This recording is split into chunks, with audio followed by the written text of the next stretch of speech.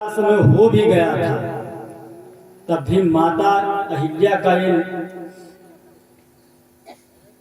कर्तव्य था कि मेरे स्वामी अगर जाग चुके हैं और गंगा स्नान गए हैं तो अब मुझको सोने की क्या आवश्यकता है। वहां पर उन्होंने कहा आप जाकर के स्नान करके आइए, मैं तुमसे थोड़ी देर और लेटी हूँ। गुरु का, पति का, इन दोनों का धर्म दूसरा है। पत्नी का और शिष्य का धर्म दूसरा है। पत्नी और शिष्य के जो दोनों कर्तव्य हैं एक होने चाहिए। शिष्य को चाहिए कि जब गुरु जी सो जावे तब आप स्वयं शयन करें और प्रातःकाल गुरु जी के उठने से पहले शिष्य अपनी निद्रा को त्याग दे। और वहीं पर पत्नी को भी चाहिए कि पति के बाद सोए और पति से पहले जाग जावे। लेकिन इन्होंने अपराध क्या किया कि गौतम जी स्नान करने चले गए और ये सोती रही। पहला अपराध। दूसरा अपराध आगे मिलेगा। अब गौतम जी को जब ये खबर हुई कि मेरे साथ छल हुआ तो वहां से तुरंत चल पड़े और जब आए और दरवाजे पर दस्तक दी और आवाज लगाई अहिल्या द्वार खोलो, तो इंद्र तो तुरंत अंतर ध्यान हो गए और जब अंदर गए अहिल्या को देखा तो पूछने लगे अहिल्या ये तुम्हारा स्वरूप कैसा है, यहाँ कोई आया था क्या। अपराध करने के बाद अगर आपसे अपराध हुआ है तो सामने जैसे कोई आएगी तो तनु डांटी जैसे तुम बटूगी हो। कुत्ता कहीं देखे हो, यहाँ दीपक चाटे यहाँ अभी आवा नहीं हो, बाद में आपकी बात। कुत्ता जब तेल चाटे आवत है यहाँ तो की पूंछ देखे हो गायब है। रोटी चुरावे जाए तो की पूंछ गायब है। का खुदारी होती है मगर वह गायब रखा थोड़ी देर काहे डराते। जब तेल फुले चाट फुर्सत पावत और सड़क पर मुखिया थे तब वह पूछ फिर बाहर निकलते हैं। आप हम तेल चाट लिया, आप तुम का करी हो। यही भाव रावण में भी हुआ था कि रावण ने जब मैया जानकी का हरण किया तो गोस्वामी तुलसीदास जी लिखते हैं सो दस कंठ स्वान की नाई ये जात सीत ही बरियाई। मतलब 64 युग तक राज्य किया शिव जी का परम भक्त और इतना प्रतापी बलशाली राजा। लेकिन जब जानकी जी की चोरी की तो जैसे कुकुर हो स्वान डरा गली में गिद्ध मिल गया, जटायु हारी गई तो घर तलवार रहा तो का पखन उखन से काट के बाद अलग कर दी मार डरत हुए उनका अपना ही डराते हैं। जिन कुपंथ पग देत खगेसा लहन तेज तप बुद्धि बल लेसा। जैसे आप कुमार्ग पर चलो तो हवा ढील हो गई ऑटोमेटिक। जहां अब एक बात बता ही दे, जैसे आप अभी यहाँ सब लोग आए हो और बस एक जना राजेश चाचा की दुकान सवेरे पहुंच जाओ तुम के जा कह दो भैया हम का रजैया दे हो तो जाब हम बैठ रहे 12 बजे तक बैठ जाओ तब तक इनके दया लाग गया दई बेचारा बैठे रजैया तुम पाए गए ठीक है।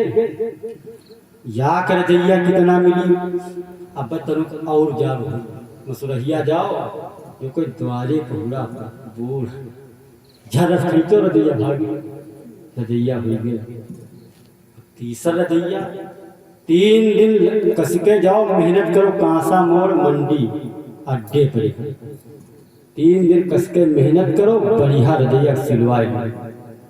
रजै 3 रूप में बनी है, या खरीद लाए हो या खरीदे हो या राजेश से मांग कर लाए। डिफरेंस का है जो मांग लाए हैं कहीं तो तुमका रजैया दही ले जाओ तुम्हारा बढ़िया कट रहा है चाइना से। मगर रात में 3 बजे फोन करेंगे उनका भैया चलो तुम उनका बात चले गया फलाना काम आएगा तो रजैया तुमका पहुले लगी जाग करी कहे कि एहसान है भाई एहसान इन्होंने किया है आपको जाने में बताया है रजैया दिया। और द्वासर जो मेहनत करके लाए उमा तुम्हारा छाती है चौड़ी रही, सीना चौड़ा रहा। 4 दिन बताओ का रमल बनाए हो, जाओ 3 दिन मेहनत करो, घसीटी बढ़िया 800 की रदिया बनवाए। तीसरे वाली जो खई चिकलाए हो जार तो तुम्हारा डॉक्टर साहब चला दे 100% वाला रदिया बड़ी हो, मगर 112 नंबर गाँव बाहर वहाँ नहीं तो रदिया लेके पेड़ घर में दियो पता नहीं देखी क्यों बढ़े तो ना। अरे वो अंदर निकलो तब जा रे क्या बाप वाई देर जो तुमका छोड़ी ना चपटा रही, क्योंकि तुम काम करे जहाँ द्वारे को बतलाए ना कि तुम्हारे चरपंगुरी कह दी, तुम जान दो ये वाली बात आज कह रहा तो तुम्हारे अंदर एक जरूर। अब यही दशा यहाँ माता अहिल्या की, अपराध किया है तो निस्तब्ध खड़ी है। गौतम जी ने 3-4 बार जब पूछा और अहिल्या कुछ न बोली तो उन्होंने श्राप दे दिया कि दुष्टा तो पत्थर की भांति स्तब्ध खड़ी है, इसलिए मैं तुमको श्राप देता हूं कि तू अभी और इसी क्षण वज्र की। श्राप दे दिया। क्रोध जो है ये अग्नि जो है आंधी आए, गुस्सा जब आवे तुम्हारे भौकाल न बना जो पाओ तुम बोल दो।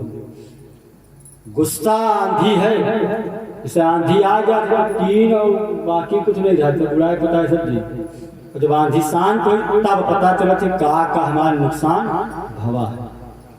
तो क्रोध में है तो तुम सब बिगाड़ रही हो, उसके बाद पत्ती हो यार का उदारी रह तू डरे नक्का गोली बाद पत्ती हो। तो क्रोध जब आवे ज्यादा तो एक विचारक कहता है, हमारे गुरुदेव भी कहते हैं कि जब ज्यादा गुस्सा आ गया तो यार दवाई हमारे पास है, उनके डॉक्टर पास नहीं है, उनके डॉक्टर हम हमारे पास दवा हुआ खा लो तो गुस्सा शांत। जब गुस्सा आवे डॉक्टर से नहीं गुस्सा हो कि हाजी से गुस्सा हो, अकेले चले जाओ एकांत 2 गिलास ठंड पानी पियो, चुप्पे बैठे रहो 10 मिनट न, लेकिन गुस्सा शांत। जैसे इनो का 2 मिनट में काम करता है वैसे ही काम करी फार्मूला। अब जब गुस्सा शांत हुई तब ध्यान किया तो तप बल मुनिवर ध्यान लगावा, सिगरु भेद इंद्र कहे पावा।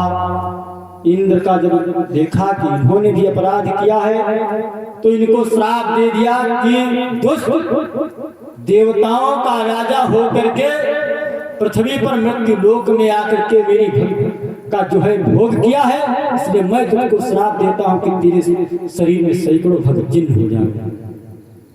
तो उनके शरीर में सब भक्त चिन्ह हुई थी। अभी एक जना और बात फिर सोचिए मुर्गा कहां से आवा है, इस सिरौली मुर्गा पाले जाते सदावा मुर्गा कहां से आवा, अचानक कहां से आएगा, कल ही नहीं रहे रात में नहीं रहे। तब ध्यान लगाया, तब देखा चंद्रमा को ध्यान में लाए, चंद्रमा महाराज मुर्गा बने रहा तो इनको बलकल मार करके इनको जो है धब्बा लगा दिया। जब ये श्राप दे दिया और वहां से गौतम ऋषि जी चल पड़े। माता अहिल्या वज्र की हो गई, उनकी शिला भूमि मिट्टी में पड़ी हुई गर्त खा रही है। फिर विचार किया, संत हैं, संत का हृदय जो है नवनीत के समान बताया गया है।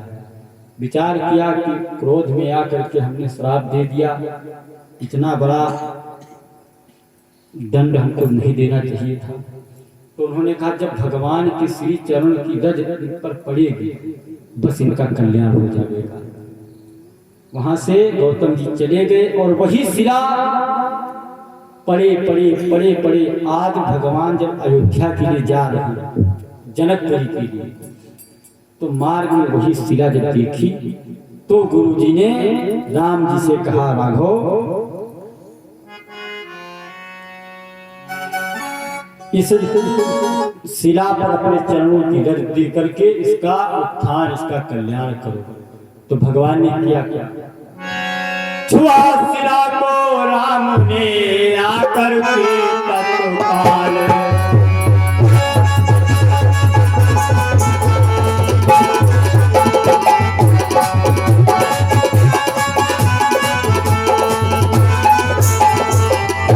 छुआ शिला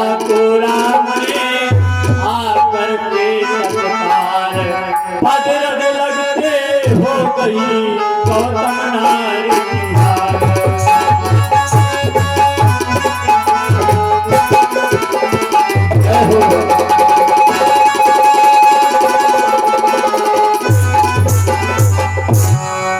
जैसे ही भगवान के चरणों की धक शिला पर पड़ी, बस शिला का विचित्राकार हुआ और ऊपर को स्त्री रूप में परिवर्तित होने लगी और भगवान की स्तुति गाने लगी। आरती से पहले सब लोग स्तुति गाए। पर सद पग पावन शोक न सावन प्रगट भई तप पुंज सही पर पग पावन